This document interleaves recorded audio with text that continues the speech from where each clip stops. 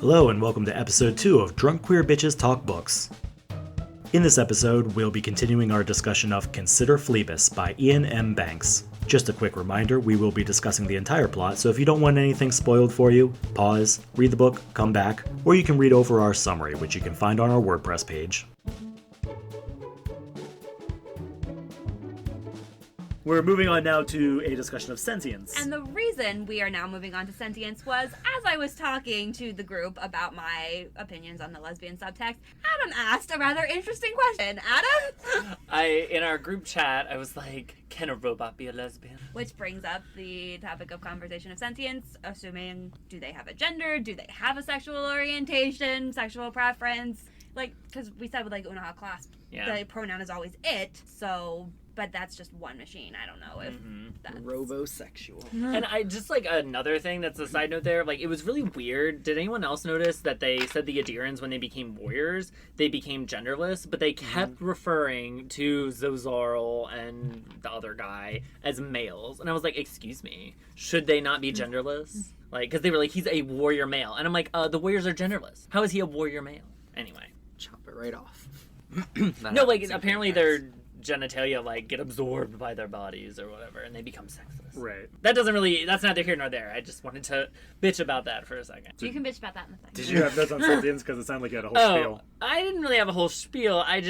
It's interesting because I'm watching Battlestar Galactica right now with my boyfriend, and that's like a really big question, right? Like the Cylons, they look like people, and I'm assuming there are probably like AI in this world that have been made to look like people. So like, where is the line of like, you are now a person, you are now in the same equal status as a person, you know, your life is just as valuable as this guy who was born.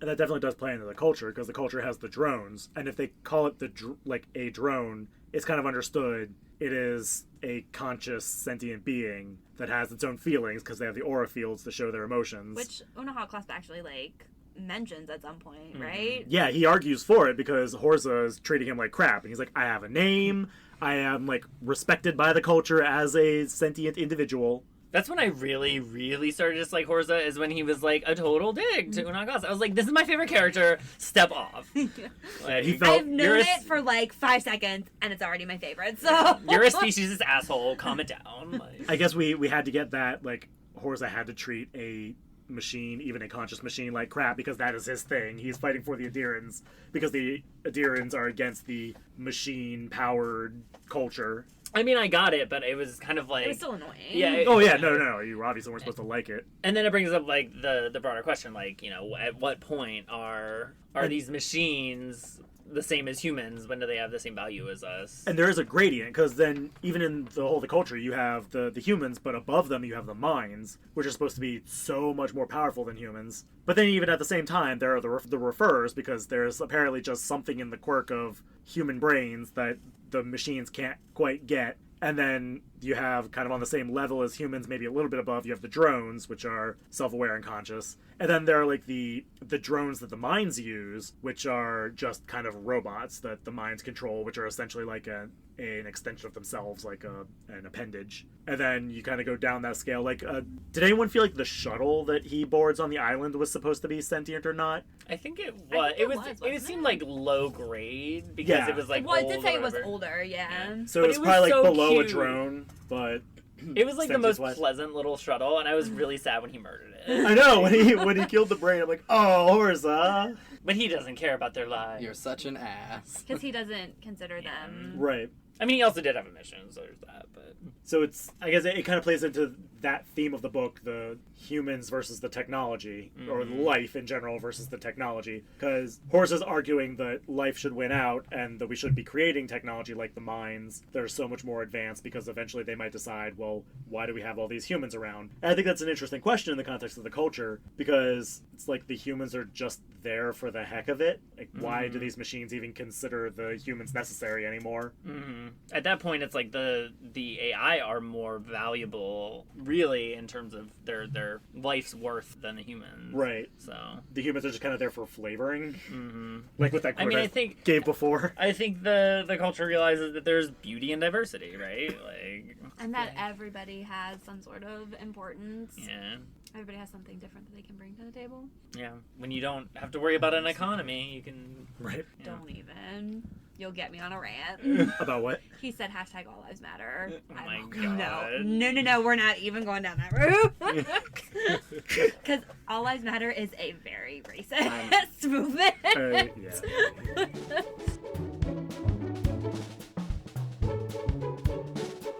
Most of the story is told from Horza's point of view. It's third person, but we're kind of in his head. And for the vast majority of the story, that's how it is. You get the little cut scenes over to Thal, and you get Thal's point of view just for her little bits. And then I actually like that he did this when, like we said, it was kind of like episodic. And at the end of each episode, there would be this short little scene that was totally third-person omniscient, where we're like outside the ship and you're seeing something getting jettisoned from the ship, or you're seeing like something happen that no one else is really paying attention to. So that was a cool way for him to kind of put the credit sequence at the end of each episode. Yeah, it was interesting how much it was like a TV show in that regard, I guess, because there were moments, like, I didn't, like, call many of them out, but there were times when, like, he would, within a chapter, not even just at the end, he would kind of shift, and you'd hear, like, a bit of another character's thought, and it was a little jarring at times. Like, oh, this is in the same paragraph where we were focusing on Horza. Especially at the end of the book. I mean, in fairness, at the end, he did start, he put gaps in between, like, an extra space. So it was like, oh, we're going... And it became... was still very erratic, kind of going, like, back and It forth. was pretty erratic. It became really obvious, though, like, oh, now we're going back to the train. Like, after a while. After a while, you, like, you knew from context up, yeah. what it was talking about. And it was definitely, like, I think jumping like that, definitely to build the action, because that's the climax. Yeah. Mhm. No, That I went on a understand little too why. long. I understand why, but it still annoyed me. And also at the That's same a personal time, feeling, of Yeah. course. at the same time, you can also tell he's doing that, spoiler warning, because something might be about to happen to our main character, point of view character. So, yeah. Yeah, that's a good point. So then he was, like, kind of building so that when it obviously necessarily has to go to another character's point of view, you're not quite like, oh, wait, Right. what's happening? Like, what? But yeah, I agree the climax went on just like... kind of a bit too long. Yeah. They could have trimmed it, I think. It's like, we get what's happening. Come on. Right. Like... we get the gist of the story. Like, it was really at the end It's that my getting eyes intense, were just like- like, okay, this big thing happened. Don't care about the details. This big thing happened. We might want to cut out the bits where we obviously didn't do our homework.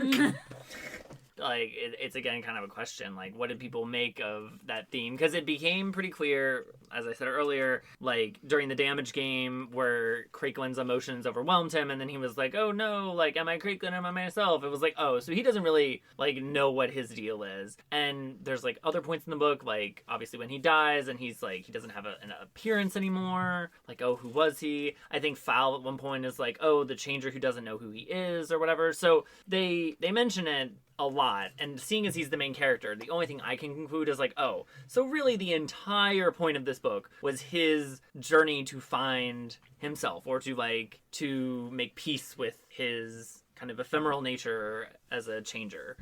A question that brings up with Horza being a changer is, are you still yourself if you change so often? Do you keep a small piece of yourself? Do you get rid of that entirely and just become a changer? You don't have a self. I think that's sort of what they were saying, is that he had changed so much that, like, he lost sight of who he was. Which makes sense. Like, if you change yourself so often, how do you remember? One little thing that stuck out to me was he changed himself back to, like, a base form for the crew, but then he said he mixed in a little bit of what the woman on Shar's world was going to expect. So it's like there was this other form that he had on Shar's world, but when he was still just Horza, like, he wasn't even an assumed identity back on Shar's world when she would have known him. So it's like, was that his base form? Was he something different before he went into exile? So, like, what do we even consider to be base Horza? Yeah, I thought that was telling, that he was just like a 1/3 a form that a woman on Shar's world would recognize. And I was like, so why was that not his base form? Like, why would he not say that if that were the case? And then at the end, when, spoiler warning, when he does die... I think they know this at this I don't point. know, when he does die, Balveda specifically mentions, she looks on him and his face is very plain. Mm-hmm. And then, so of it's course, like everything else just melted away, I guess, when he was no longer trying to hold up the identities. That But it could be wasn't even- significant, though, the way that she says that his face is plain, almost like a blank slate. Right, exactly. Running off of, oh, well, So there's did he nothing start left. as a blank slate then, or did he That become actually- a blank slate? I would like to think that he started that way. Yeah, So maybe all all the changers changers- do. I mean, it's not It's possible And then they that see all adult changers are changers. exactly the same blank slates, and then They see adult changers who have assumed the forms of other people, and then they're like, "Oh, I'll take some of that. I'll take some of that." Like, So is it really Horza's blank slate persona, that like original persona, that agrees with the Adirans and doesn't like the culture and has all these opinions that he does maintain throughout the book? Or is that something that he picked up? Something that he picked up, yeah, because they're the Changer Society is now in the Adiran sphere. So if he's going to side with one of the sides, it makes sense that it's going to be the Adirans if he's just a blank slate when he starts out as a Changer. it's true. Could be an idea of self-preservation. Pick which side is winning and go from there. Yeah. Or which side you believe is going to right. win. The We haven't read the rest of the series, so we have no idea who actually to the won. winner go the Changers. Yeah, I felt a little cheated by his lack of reasoning, frankly. Like, he was like, "Oh, I just feel like the Adirans on the side of life." I'm like, what? Like, What does that mean? did, like, Well, what but machine he got a touched lot you, more Horza? specific. Like, He got more specific later on when he was like, here's the Adirans' philosophy. Their god is essentially the concept of order. So they're trying to order the universe to please their god. And then he even like goes ahead. He's like, in 10,000 years, they're going to calm down and plateau. And then they'll still just be the living beings that use machines rather than the society of living beings that are controlled by their machines. So I like when it was kind of an aside that he's having in his own head while other things are happening, but he does like get more specific about why he's siding with the Adirans. he just seemed like really butthurt for not a good reason. Like, I don't know. No, agreed. I mean, no, when he's like talking to himself, he seems to be okay in his reasoning. When he's like just being an asshole to the drone, like, yeah, then he just sounds butthurt about machines in general. Like the old man shaking his fist at like The clowns. At the clown. the clown. Oh yeah. The Simpsons meme. Oh, Oh, man shouts at Cloud. did that answer your question, Jared? It did indeed. Ooh.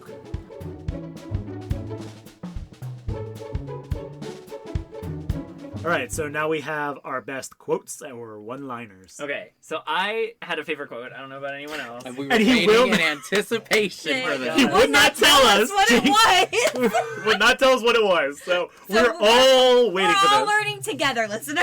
Okay, so and It better be good. shut up. Now I'm feeling nervous about it. It wasn't a Wait, Nunaha. should we end with his? Because mine aren't great, but I wanted to like... I don't even have any, so. I just have one. So mine, was not an Unaha Kloss quote. It was a Yolson quote, and it was, "I've been zapping this poor bitch every time she flicks an eyelid, and I want to know why I've been doing it." Yes! That was a Oh my really god, I good forgot about that one. That was great, though. Good job, Adam. So If I was like sitting on the plane when I'd heard that, I probably would have highlighted it, but I think I was in the gym at the time, so okay. I kind of glossed over it. So there were like they kept stunning poor Balveda, like, and I was like, she's gonna get brain damage from this guy. It's like at one point she has like that seizure kind of thing, and like she's dribbling spit, and then she's over here been zapping her every time she flicks an eyelid, and then there's a point where Horza before Balveda reveals it is Horza, he's like he opened his mouth to tell Yalson to stun her again, and then like he got distracted, and I was like, oh my god. So it reminded me, obscure Harry Potter reference, of Bertha Jorkins from Harry Potter And the Goblet of Fire. And how like she was so like her mind was basically mush because she'd been memory charmed, right, so many times. many times. So anyway, That was a good That one. was a really good line, yeah. I laughed out loud when I read it. I was like, this is definitely gonna be my favorite line in this book. All right, Jared, what was yours? Okay, so mine, because I am a huge nerd when it comes to things like Doctor Who, is my all-time favorite TV show.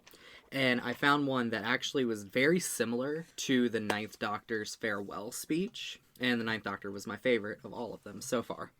Look on the happy side. Think of the good things. Hadn't it been clever? Yes, it had. Which was just a kind of off-handed thought by a drone that was escaping at the time in Chapter 6.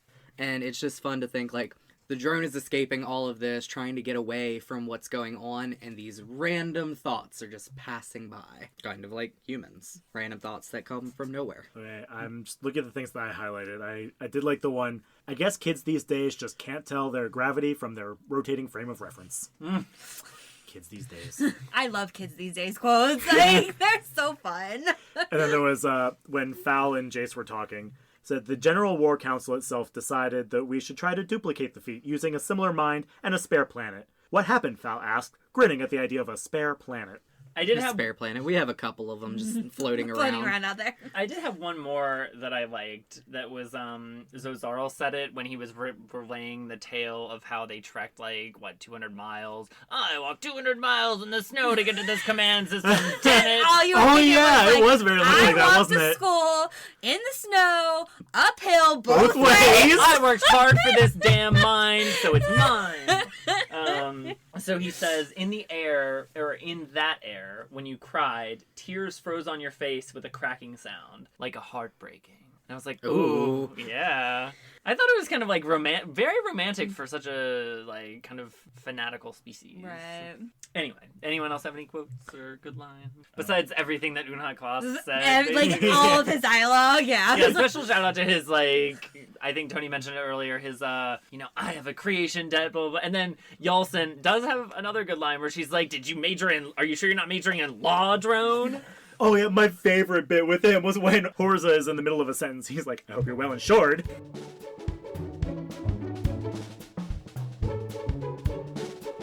Basically, the feminism section is going to be me and Adam ranting about Yalson's pregnancy. But Yep. so get prepared, y'all.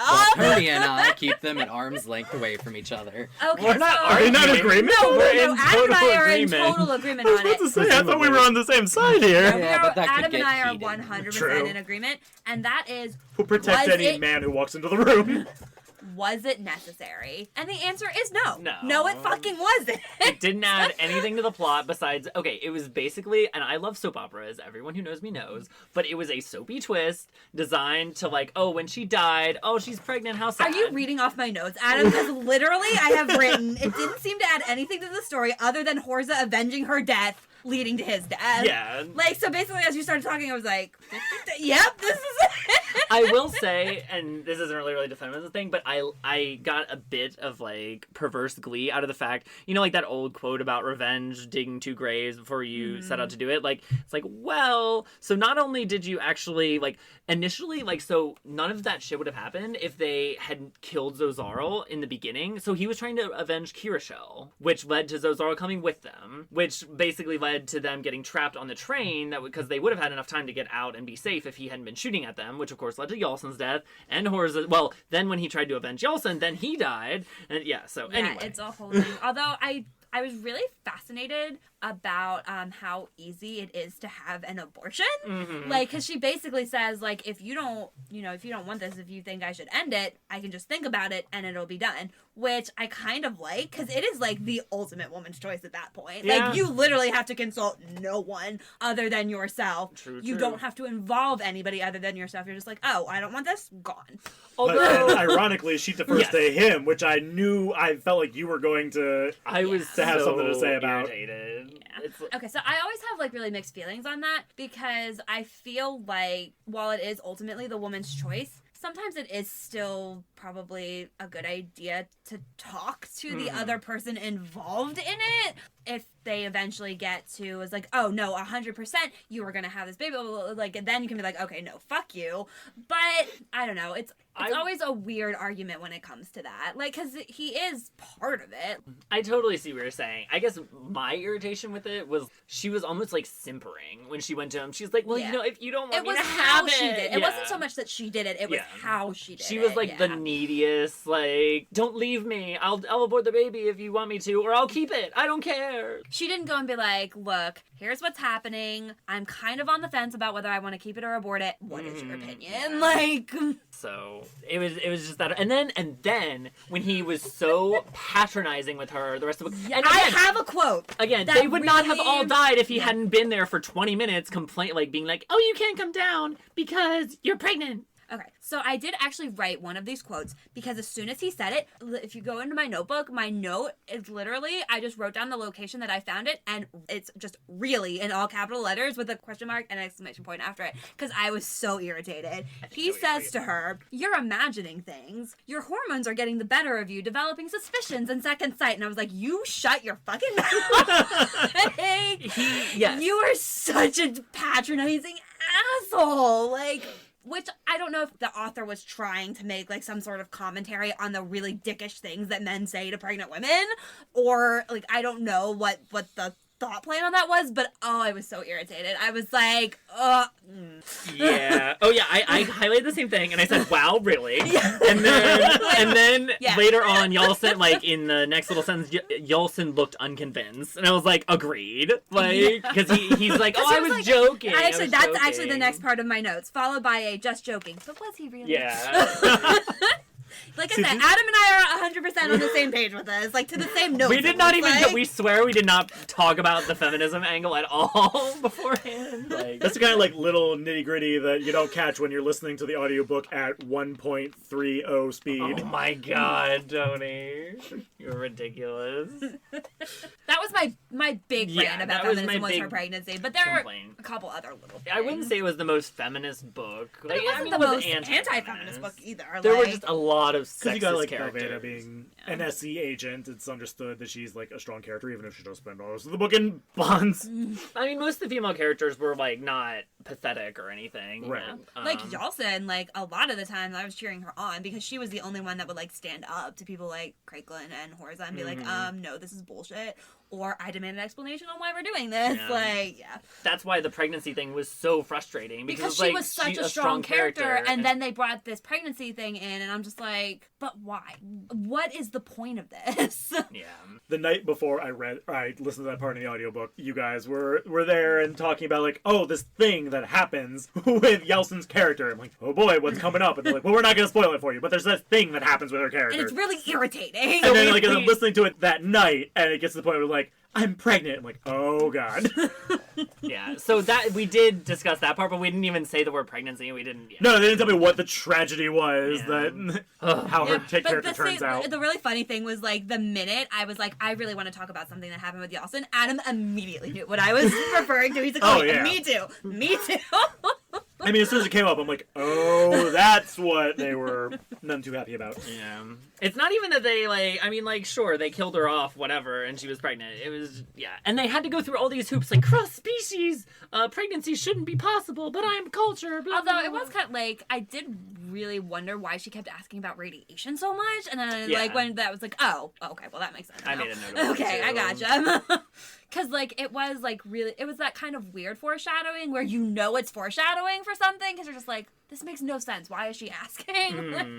But yeah, I think in general, like the female characters were like you said, it wasn't the most feminist book. It wasn't the most anti-feminist book. It was just kind of a book written by a man in the 80s. Like Yeah, Right. yeah. The sad Like- amount of, yeah. By a liberal man in the 80s. Yeah, but there was just a lot of casual sexism, basically. which has been in the, you know, we've been working on getting rid of some of that casual sexism in the years since then. So like you said earlier, if he was writing it in this day and age, it probably wouldn't be quite as Right.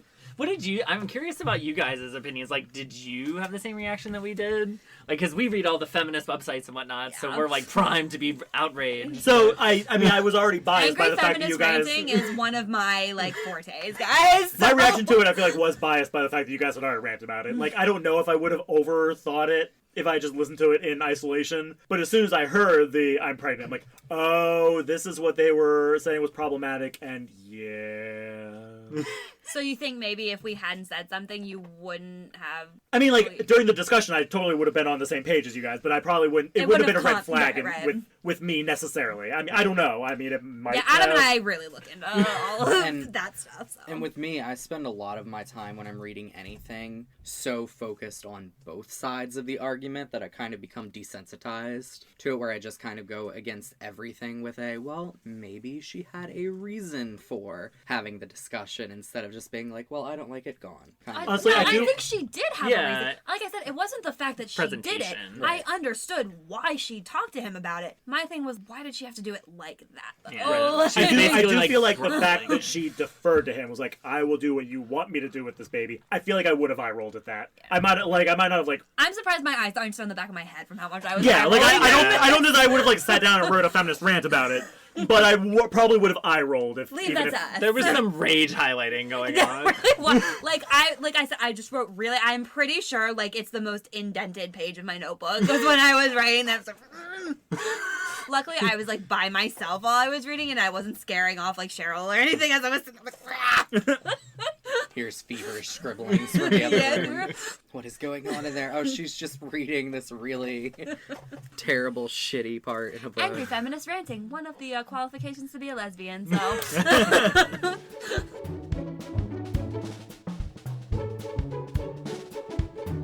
Okay, so the next thing on the agenda to discuss is the writing style. So the one real comment I had that I jotted down just in the beginning was, I'm in chapter 1, and the first thing I notice is that the language is so elegant I find I can continue eating my lunch even as the narrator describes a man being drowned in sewage. Okay, I do want to ask why every single punishment in this book is so friggin' disgusting. It always has something to do with, like, shit or, like... Yeah. There was always some sort of excrement happening during punishments. Is it just because it's something that is universally disgusting? Like, is that why? It doesn't matter who you are. That sounds awful. Maybe that's why. I think so. But I was just like, because I remember reading that and I was like, if this is what the rest of this book is going to be like, I don't know how I'm going to go. Like, I don't know if I can do this. I thought it was disgustingly clever. Oh, no, it was definitely a super clever punishment. I found myself going, oh, that's actually, how have we not thought of this before? That's a really good idea. But at the same it's time, one of those it things was I'm sure it's like... been done at some point. Yeah. Yeah, it was definitely a way to, like, for him to make it visceral. There was Cringing. I agree, and there was a lot of, like, visceralness. Viscerality, yeah. Like, the beginning of, like, that whole thing with Fui-song was... That was disgusting. Ugh. And he kept describing how disgusting everything they were wafting under his nose was. Which I think is a sign that he's a pretty good writer when you can be that visceral, because, like, some of the fighting, I was like, this is getting to be a lot. Like, especially at the end when he, like, when Zozara was, like, fighting down and dirty with Horza, I was like, this is getting intense. Like, I don't really think it's a... I'm not, like, criticizing the writing style. I think it's a good writing style. It's just maybe almost not... too much. Yeah, maybe not my kind of writing style. Blood's about to seep out of the pages. Yeah, I'm just like... So that, like, if this guy didn't write screenplays and, like, direct things, he should have, because he's got a very good, like, visual vocabulary. Yeah, it does. and that's, I guess that's why we're reading this, is because I read the other one in the series and I enjoyed it. I enjoyed the concepts and I enjoyed the language and I enjoyed the way that he would let his characters go on rants sometimes. I liked it, and I thought if we read another one that I hadn't read yet, just the writing itself might be something that we'd all enjoy, even if it's not everyone's cup of tea genre-wise. Yeah, I mean, I overall, like, I was very impressed with, like, all the imagery and how much thought he put into, There's like... a lot of description and world building. Yeah, so much world building. Yeah. And I, like, if I heard one more, like, measurement in that book, I was about to scream, because, like, I was so impressed, but I was like, this is 1,000 meters, imagine 10,000 suns, blah, blah, blah. I was like, oh my god, I don't know. My brain can't handle this. Just tell me it's a room. With a lot of shit in it. Which I kind of did in my mental imagery anyway. Yeah, I mean, he was creating scale. Yeah, he was. It was a lot. Which is something that's really important for writers if you're building an entire world from fiction. Like, for other writers, if you're basing it off of our galaxy, like, people at least have a basic idea and concept of it. But if you're creating an entire existence, you have to go in and be like, this is how far away things are. There are so many planets that there are extra throwaway planets that you can just do whatever with. Blow them up, it doesn't matter. The Douglas Adams quote, space is big. Really, really big. It's impossible to imagine just how incredibly big space is. See, I would prefer that. Yeah. Well, but he was Simple writing and to the comedy. point. I don't care. I'd still prefer that. That's Hitchhiker's Guide. It was Yeah. specifically meant to be funny. I wanted, like, a glossary of some of the Term, sci-fi terms or something. And like, also a pronunciation guide would have been nice. because that's what I was hoping when I kind of, like, part way through the book, I saw that there was a glossary. I was like, ooh, maybe, like, it'll be... No. And there were some words that were very specific to this world that, like, GSV that he, like, dropped and then he explained later. But then there were some kind of, like, sci-fi-y terms that, like, just never received any explanation. Like hyperspace, which obviously people know hyperspace, but things in that kind of... For me, I think the problem was my main type of reading that I do is young adult fiction. And when you are talking to a younger audience, you have to do a lot more exposition and explanation than you do when you're talking to adults. So I think I'm just spoiled by the books that I read that go into a lot. Like, I read a lot of fantasy. So if there's, like, a species that's part of that fantasy world that's not part of our world, it gets an explanation because the author is talking to teenagers normally. Like so maybe I think that was just like I'm just not used to books like dropping terms that I don't know and then just not doing anything with them, and I'm just like. But what was frustrating about it is that he would eventually explain most of the terms, but in his own good time. Yeah. It was like, I mean, if you're just gonna do this blatant exposition anyway, just do it like, when you drop it. Yeah. I guess that just didn't get flagged with me just because I read the science fiction and That was I'm used another to it. thing. Like that's your thing that you usually. It's really hard to kind of read against your own type a little bit sometimes, and that's that what might the be plot why. of all of this is, to get us all out Yeah. of it. Yeah. I don't know about you specifically, you haven't weighed in on this, but I know at least for me and also for Erin, this one was like way out of my comfort zone. Oh yeah. The only book I've ever really read in the sci-fi genre and enjoyed was Ender's Game. Yeah, I read the. This was actually my first legit science fiction novel. Ooh. I read like a lot of sci-fi fantasy, but that's a very broad category. So what I read is mostly the fantasy side of it, like dragons and wizards and that kind of stuff. Not so much I did also read iRobot. Yeah, I read more fantasy, and I've read some science fiction. I've read the mainline Ender books, the 4 of those, but that's a very different style than this. I mean, that's not really space opera so much. That's military. Yeah. And then I've also, I watch sci-fi on TV, but, the language is a little different for me, certainly. Which is weird because I watch a decent amount of, sci-fi-ish television. I don't know, I guess there's a difference between watching something on TV and reading it in a book, but... True. Erin is no longer a sci-fi virgin. Woo!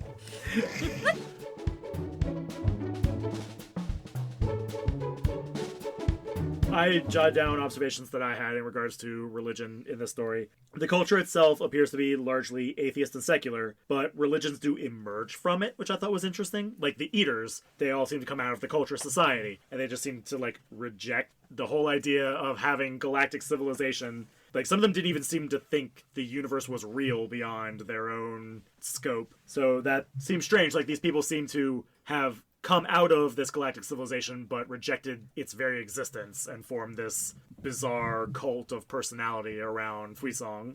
I thought it was interesting that all the religions in the book appear to be variations on monotheism. They all made a reference, anytime religion was discussed, they always made a reference to God, capital letter God, which that seems strange to me because I feel like that's not the default religion for humans, humanesques. Yeah, there are they have the 3 main monotheisms in our world, but then, or in our reality, but then you also have, almost anything else is going to be something else. Some kind of polytheism or ancestor worship, something like that that's not necessarily a monotheistic with a central god. So I thought it was interesting that almost every religion that was brought up, it seemed to be centered around a singular god. Well, it could be a lot of things like how different polytheistic religions work in real life, where they kind of hide behind the monotheistic religions because they fear persecution. It could be that they exist in this world or just not brought up. That's a point. But even in fringe stuff though, the one girl who was religious on the ship believed in Dorlau or whatever, in a singular god, and the Eaters believed in a singular god when they could have been anything. They were rejecting the culture as a whole anyway. Yeah, it might have just been an expediency thing, or maybe he was trying to make some statement. It was just an interesting observation, I thought. Because very, very easily Dorlau could have been she could have been sweet Shiva or whatever, some made up sci-fi name, and she could have just substituted. Is Shiva a real god? Well, yeah, I just mean I was gonna say cut that out. I couldn't make up one, so I just could have used just a real say a random word. Well, whatever. Blorp. Oh, sweet. Sweet blorp. The problem was you said the name and they were oh, so you're gonna reference that particular god, and then you said something made up. I was but that's a real. Made up. It's a real. Anyway, so I think it would have been very easy for her to just list. Yes, all our Hindu listeners. Hey, my brother-in-law's family might listen to this, so Okay, fair. They probably won't, but they could. Anyway, from an elderly listenership. Back to Juliana. Anyway, back to Juliana. Okay, so I also jotted down the Adiran religion. I thought was interesting because it had nothing to do with immortality. Because they already are immortal. Yeah, they're already biologically immortal. The idea of immortal souls is laughable to them. They guffaw at Horza when he asks them if they believe in a soul. So their whole religion, rather than being centered around immortality, trying to achieve immortality, like most that we are familiar with, it's more centered around that concept of order in the universe. They believe that they are on a mission from God to bring the universe to order, to make God happy. And so their conquest of the universe in God's name is centered around that idea of imposing their idea of order onto it. And that's why they clash with the culture, because the culture is very ambiguous and disordered and atheistic. But then that seems to get subverted in the appendix, because the appendix first line is basically an admission. The appendix reads like a confessional that the culture's principles are basically a religion in their own right. Because the very first line of the appendix says the reason for the culture was primarily religious. And I'm thinking, oh yeah, they're fighting the Adirans. But then as it continues, it's basically describing their belief that they can benevolently interfere with all these other races as being their religion. And that their religious idea that they can do that was threatened by the existence of the Adirans. I mean, I think that could be said about any kind of thing like that. Like any concept can be, any ideology can be into taken to a religion, religious yeah. extreme. Because I wanted to phrase that as a question, actually, because I'm big into atheist and secular culture, as I listen to a lot of podcasts, a lot of YouTube videos, whatnot. One thing that you get a lot is that religious people will accuse atheists of being a religion in itself. And everyone's like, no, not stamp collecting isn't a hobby, bald isn't a type of haircut.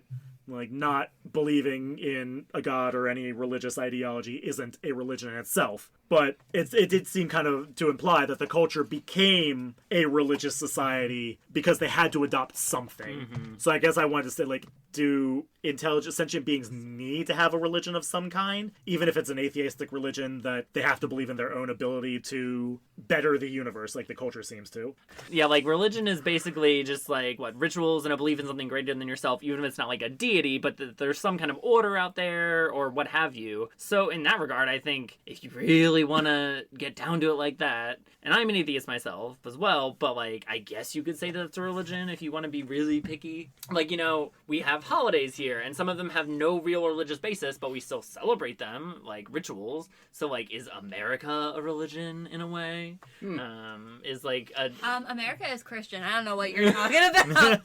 Sorry, that was a whole other rant. Oh my God. I kind of get what you're saying. Like, my take would be that an atheist society, by definition, isn't religious, but they can adopt the trappings of religion. Like, they can have ritual, they can have ideas that they get behind and that they believe in. I mean, if they're being good skeptics, hopefully they'll be prepared to abandon those ideas if evidence shows that they're not the best way to proceed. So they're treating their idea that what's behind their entire existence, this need to improve the universe in their own interfering way, like a religion, even if they're not religious themselves. Mm-hmm. I mean, I see what he's saying, but yeah, I don't think that makes a religion. I was playing devil's advocate with my argument, but I don't know that I really agree with that. I think that's something else. I think there was an element in this book, certainly, of, like, being too, like, of fanaticism and zealousness. You know, like, cautionary tales, because, like, Horza becomes so devoted to his cause that, of course, it costs him his life. The Adirans, they end up losing the war because they refuse to compromise on their religious beliefs. And yeah, like, Horza won't even, like, he's presented a intelligent machine that is essentially, that it is a sentient being. Yeah, and he still won't accept it. He's committed to the idea that even though he's not religious himself, he's committed to this ideology. Mm-hmm.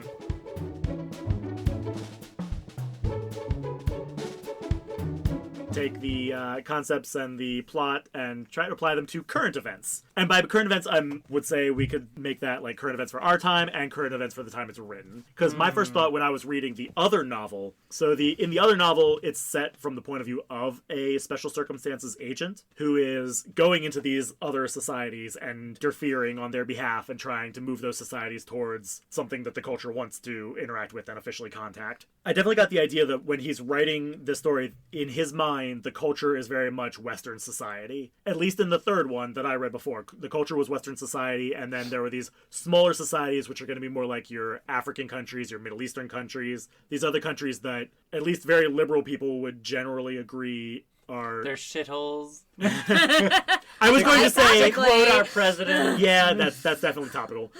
I mean, I was just going to say that these countries often, it's to their detriment that we interfere with them. And these books were written long before you had, you know, endless Middle Eastern wars that America is perpetuating, yeah, and involving itself in. So I feel like it was a little bit prescient in that fact that he wrote this, and then it does. I mean, I'm sure there was something equivalent going on at the time, because I mean, when this was written, you're in the middle of the Cold War, so he's probably got in his head superpowers that are fighting proxy wars in these smaller countries. So I definitely feel like that influenced his writing of the culture mythos. This idea that you have these superpowers that are both interfering with these other countries in their own way. And so suddenly you have North and South Korea on two different ends of a spectrum because they were influenced by these larger countries that are clashing. I guess I had like a cynicism about it because I was like, at least the culture's trying to be benevolent in their interference, whereas like, you know, Western society usually doesn't like, oh, they're not going to enlighten the natives. That's what they say, but they're really doing it so they can the rationalization. Yeah, but they're doing it so they can exploit them for resources.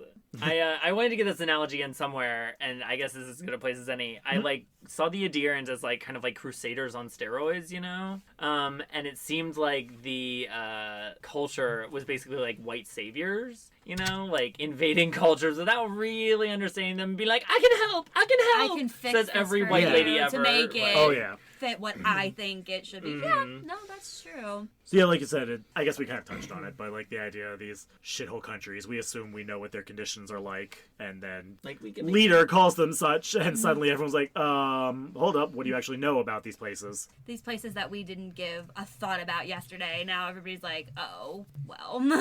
No, it's the latest flashpoint in the debate. Like, Right. like Vavach almost. Like Haiti or El Salvador, what have you, they're like Vavach, right? Like they're caught in the middle of this war between two ideologies. Or the Changer asteroid. Yeah. Yeah. Because the Changers are being exploited by the Adirans, and they just happen to be in the sphere of Adiran influence when the war broke out. I guess it's a universal theme, right? So. It makes me think of like atolls where they're launching nuclear bombs, and like the natives have to be evacuated, and they don't even know why, and they're setting up cargo cults because there's this enormous war going on around them that they didn't ask to be a part of. Cargo cults? What are cargo cults? It's like the Pacific Islands where the military would move in during World War II and set up camp, and then suddenly the natives are seeing all this crazy technology that they've never seen before. Okay. And like even after the war ended and they pulled out, the natives actually go through these rituals that they believe will bring the cargo back. Aww. That actually sounds really sad. Yeah. I mean, it's like that's even worse. Like you're exposing them to like all things this... that can make their lives better, and then you just take it all get away with you when you're done using their resources and their Exploiting land for your them. needs. Yeah. It's used by like sociologists today to show like see how easy it is for religions to pop up just because people don't understand what's happening. It's definitely a common theme in sci-fi. Very true. Yeah, you got Clark's. I think it's Clark's second law that any sufficiently advanced technology is equivalent to magic. Mm-hmm. And that's how you get like the ancient aliens idea, because these gods, they must have been aliens that people didn't understand what they were seeing. I'm gonna be a mega geek here and mention the JRPG series Star Ocean, which is typically about these like advanced societies going to like for all intents and purposes like medieval fantasy worlds. They usually have their own form of magic, but you know they come with like these laser guns and teleportation devices and that kind of thing, and blow the minds of the underdeveloped planets, as they call them.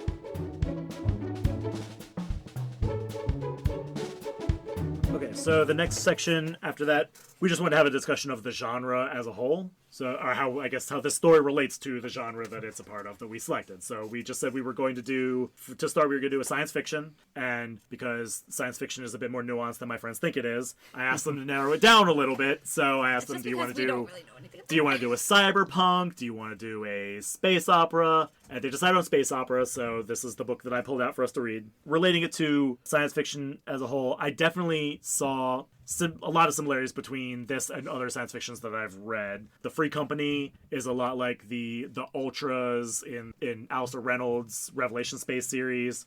You got the Vavach is a ring, which of course is a lot like Larry Niven in the Known Space universe and the Ring world. So to interject, I was very confused about how they described Vavach. I mean, it was an orbital, right? So when they described it, I was like, so it's just basically a flat... What's a ring? Yeah. How is it a ring? It's like, literally... Like it's a strip that's looped around. Like so they're living on the inside because it's spinning. I guess I don't get it. Like, how is there so much space in a ring? Like, it's a thick ring. Then. Because really it's enormous, yeah. Oh, okay. I mean, it's described as even like wider, I think, than the width of a planet. So there's like even more surface area on it than a planet would be. Well, you guys should probably edit that in the synopsis, because I just thought it was a flat planet, like literally just like a planet but laid out 2D. You've been listening to too much of the flat Earth earthers Society. I talking. guess First off, where do you even think gravity came from in that scenario then? Huh? Well, I guess they have artificial gravity. Yes, so they it have could have just been artificial a gravity. flat. I was Gravity just come like, from? You're they were falling talking about off. spinning, so I thought it was like a dish that was just spinning. Like, I don't know. Now It I'm made- just imagining that. it Yeah, made because a the whole lot idea of is it's people this, spinning. this circle that's spinning, and that's why there's gravity, because they're being pulled away from the center. Yeah, so I thought it was a plate. It seemed a lot We got easier you. to get your head around than this ring thing, but whatever. So somebody needs to Okay. change that in the synopsis. I guess it was easier for me to get my head around because I've read I Ring World, haven't. which goes into a lot of detail about a ring planet. Okay, sorry. Continue. And so that's a trope in science fiction is the ring world, or the, because you have that in like Halo too. The Halo worlds are that spinning ring. I'm not that nerdy. That's to your detriment. For that topic. You're And- not that nerdy for that topic. Yes. I literally just mentioned a JRPG sci-fi series. So. There are definitely similarities with these other fictional universes. I have always enjoyed universes that are like a big universe where you can tell a bunch of different little stories in it like this. So like I was able to read one person's story in the third book. We read someone's completely a different story, but there are overarching themes like the idea of the culture. And then we were all comparing it to a different science fiction television series. My mind definitely went to Star Trek, especially considering it would have taken place, like this was written 15 years or so after Star Trek the first series would have premiered, but it would have been written before, a little bit before the Next Gen series would have premiered. So Star Trek would have been culturally significant, but it wouldn't have become the large franchise it is today. He specifically calls their method of travel warp drive. The culture's principles are very similar to the United Federation of Planets in that it's this utopian socialism, but the United Federation of Planets is much more lawful. There's specific worlds that are you either are a part of the Federation or you're not. And that doesn't seem to be quite the case with this, because Banks himself has actually described the culture as fading out at its edges. What is the culture and what is not is a bit more ambiguous than with other science fiction and other civilizations that are described. What's the ship name? Enterprise? No, the one in the book. Clear Air Turbine. Clear, that's it. I couldn't remember what the C was. I wrote cat, but I didn't just want to say the cat. Okay, so the cat crew seemed to die off like red shirts. True. So that was very Star Trek-like. The utopia of the story, the culture, faces an outside threat, much like the Federation does in Star Trek, like with the Klingons or the Borg or the Dominion. The bad guys are the ones that are the least like human beings, which is also very Star Trek. Like, the Klingons start out as the bad guys, and they're the ones they make the least like the rest of the characters. And then you get like the Borg or the Dominion. The characters that are supposed to be the bad guys in Star Trek are always the ones that are the least human. Like, so you were comparing it to Battlestar Galactica? Oh, just because, BS... Shove this mic down your damn. So you were comparing it to Battlestar Galactica because... just because BSG has, like, the Cylons versus humans, essentially. And the humans have good reason for hating the Cylons, but they treat them like they're machines, even though they look just like them and can even have cross-species, like, children. So, like, at what point...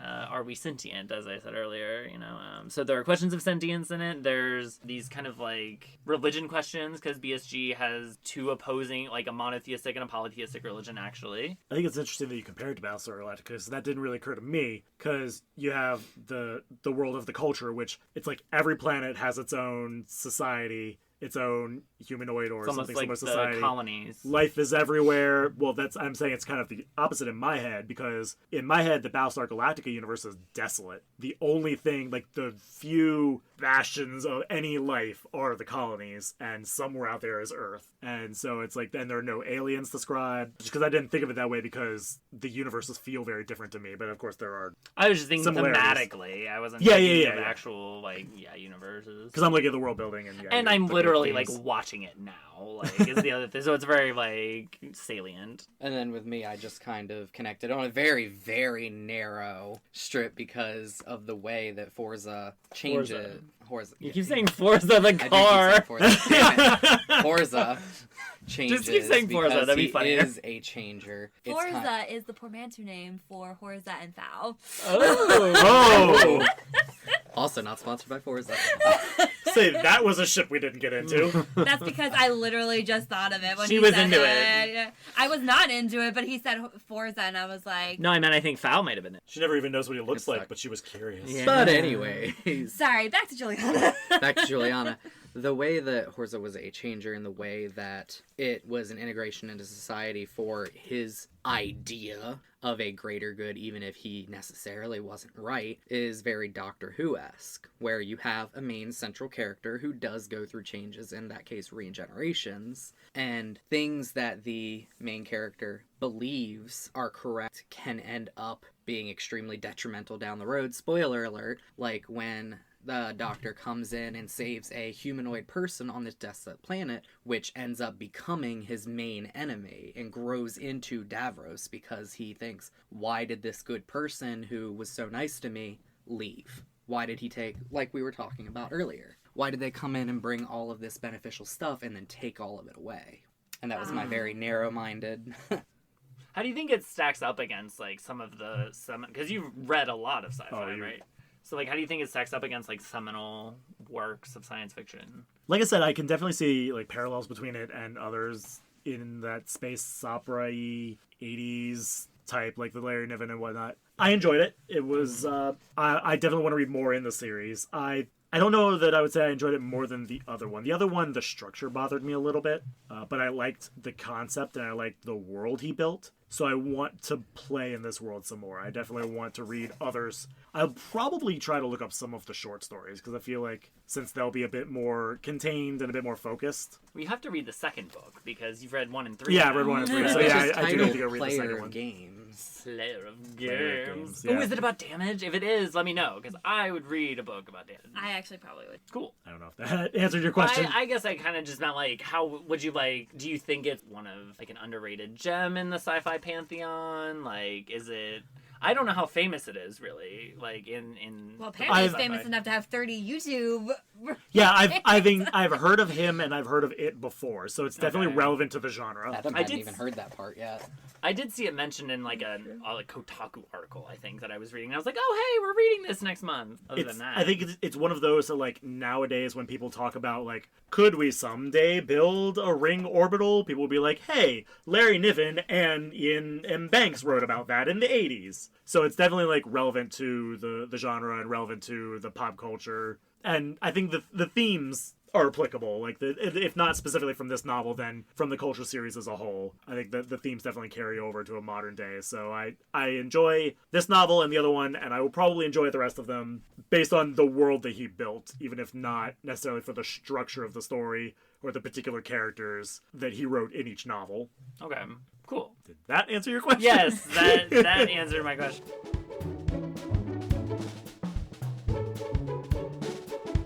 Okay, so now that we've broken down the book and beat it within an inch of its life, we're going to go around to just get final closing thoughts, your favorite, least favorite thing about the book, give us a star rating, and would you read other books by this author or in this series? Okay, so my favorite thing about the book, I touched on a little bit earlier, is definitely Unaha Clasp. I really, really love that drone. Like, until it showed up, I was very meh about most of the things that were going on. And then it was like, oh, something that adds a little humor and a little sassiness and isn't a total dick. I'm a big fan of this. So I'd say that's probably my favorite. All right, so my least favorite thing about it, I don't know if there's like something really specific that's my least favorite thing. I couldn't really find myself getting into it all that much. What are you fucking doing? You're being really weird. You're being really distracting. What's going on? We were both trying to be like, the pregnancy? Was that what was your least? Okay. Sorry, we were both trying to help you. I was like, what are you doing? we both just decide to grab our bellies at the same time. My favorite and least favorite things are stuff we've already talked about, but okay. Mm-hmm. I mean, is that okay? You can reiterate. I was just trying to do something a little different. But if you guys are okay with being so, my least favorite thing, I guess, would probably be the pregnancy. As I went on a little bit of a rant about that. I just felt like they took a kind of interesting, kind of fun, badass character and turned her into a trope. And I was not a soap opera trope at that. So I wasn't super thrilled about that. As far as star ratings, I gave it a 3.5 out of 5 because I thought it was well written. I thought the plot was fun and it was, kind of interesting, but it's just not my typical genre. And as for whether I would read another in the series, unless somebody else does and tells me there's a really interesting character or a really interesting device in the rest of them, I probably would not read another one in the series. Again, no criticism to the author, just not my cup of tea. Right, and it certainly wasn't mine either. Like I said, unless it is going to be something that we decide to do another book by the author, I certainly won't be continuing it. Mine would have to be a 2 out of 5 stars. I didn't particularly enjoy it. It wasn't the worst thing that I've ever read, but it's definitely not something that I would actively seek out reading. I did enjoy, though, that it gave a lot of things to think about, especially things to discuss on the podcast, where as other books, everything is kind of just inconsequential except for the main central plot. There are a lot of little tinier plots or other things going on other than just this plot that we can discuss on. The thing I like least about it would have to be the changing in pace back and forth, how it started really slow, things would speed up really quickly and go in 110% and then back off again, and then go right back to where it was throughout the whole novel, especially when it hits the end and was just oh, you thought that those other things were kind of fast. Here's everything that's going to happen for the next X amount of years all at once. I didn't really enjoy the pacing of it very much. It could have been more hammered out. So, I would say probably my favorite aspect of the book. I also really liked Unoha Clasp. I think my favorite bit was how well he plotted out the final command system chapters and how the little chain that went on there, as annoying as it could get, and as much as I was I really want you to hurry it up, it was a nice mastery of kind of Pretty Little Liars style, putting all the pieces in a nice little row. Adam and I are big fans of Pretty Little Liars. And then my least favorite aspect of the book, besides the pregnancy, would probably be just the philosophical sections. I know that the author was probably trying to go for something really deep there, but a lot of it went over my head, and it became hard to read after a while. That's just my cup of tea. I'm sure there are plenty of people out there that love that stuff. As for a star rating, I'd give it a 3 or 3.5, so I guess 3.25 if that's allowed. It's our podcast. It's allowed. And I would say that I would be open to reading another book by this author if he honed in on one of the aspects of this book that I found really engaging. Some of the things that we mentioned, I was oh, that'd be a cool spinoff or something along those lines. I found this book challenging because the protagonist was pretty unlikable, which is not a deal breaker, right? But it's weird when you're kind of reading outside your genre. Yeah. Okay, so this is me reading inside my genre, so in that context, what I would say is my favorite thing about the book would be what's always my favorite thing about science fiction, and it is the world building and the questions that it asks. The questions that I sat down here and put out to you. I like when speculative fiction makes me ask those questions, the metaphysical, philosophical questions. Speculative things, can we build a ring that billions of people can live on the inside of? Can we build faster than light travel, and could a super mind machine jump into the inside of a planet from a warp drive? And that's what I love about science fiction. I love learning about the world building. I love those little bits that other people their eyes glaze over. I enjoy when we're talking to Fowl, and Fowl says there are 18 trillion people in the culture. That's the part that I get a little thrill. I'm oh, that's so fascinating. So I'm thinking about how does a society that is that enormous function? Because it makes me ask questions. That's why I love those little bits. Can this culture exist on these rings? Can it build these technologies? Can it exist as a entity that's that large? that's what I did enjoy about this book, was those little bits. Now, my least favorite thing about this book is that I felt like it failed to focus on any of those and allow me to explore them. Every little thing that it touched on, other novels have touched on and done better. Like, the ring world concept is the whole point of reading the Known Space Universe by Larry Niven. Every other warp drive is explored in all sorts of other fiction.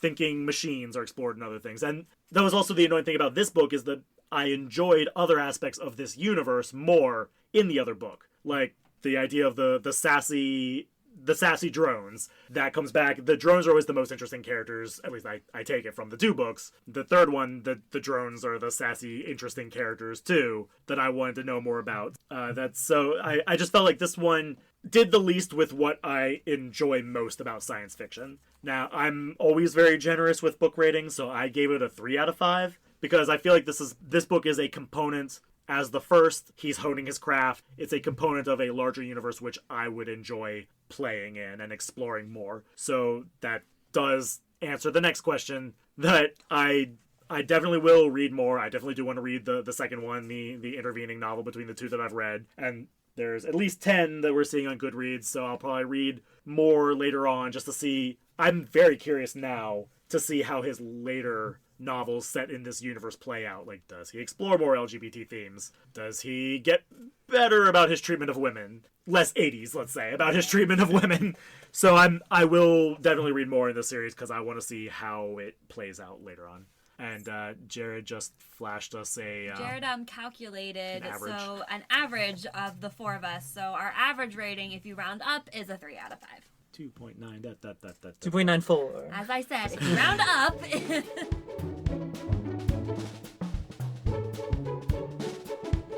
So our topic and book of February is, take a wild guess, a trashy romance novel. Not that all romances are trashy, but we specifically wanted one because that'd be fun. And we chose The Golden Barbarian by Iris Johansen. So, start reading now, and join us on our journey through the fictional Arabia. Our book this month was Consider Phlebas, and it was written by Iain M. Banks. We had a little bit of question about the first name, because a lot of us looking at the word wanted to call it Lane M. Banks, because there's ambiguity about whether it was an L or an I. So it is an I, so it is II. So Iain M. Banks. And that is specifically the pseudonym he uses for all of his science fiction. So if you look up the name with the M in the middle, you should get all of those, the culture novels. And I'll say that the reason it looks weird is because the physical version of the book has like a weird I that looks kind of like an L, right? Something like that, yeah. Oh, and even like on his other books, when I was reading the third one, I'm like, is this Lane or Ian? And so the book is available on the Audible and Kindle markets. We hope you've enjoyed our discussion of Consider Phlebas. Join us next time when we have a new book, new stories, and most importantly, new drinks. Until next time, and please read responsibly.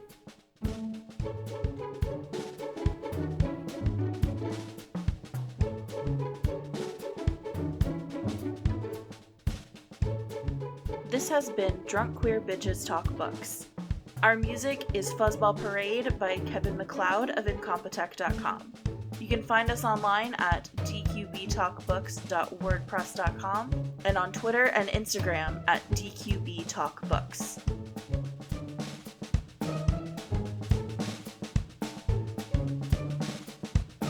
I guess when you look at religion at its very basic level, it's kind of like, it's made up of rituals and like a belief in something greater than yourself, whether that's a... I stopped talking when I did it. Get it. Where is it? It's behind you. The entire podcast foiled by a gnat. Anyway. What was I saying? That's what I get for trying to pose a serious question.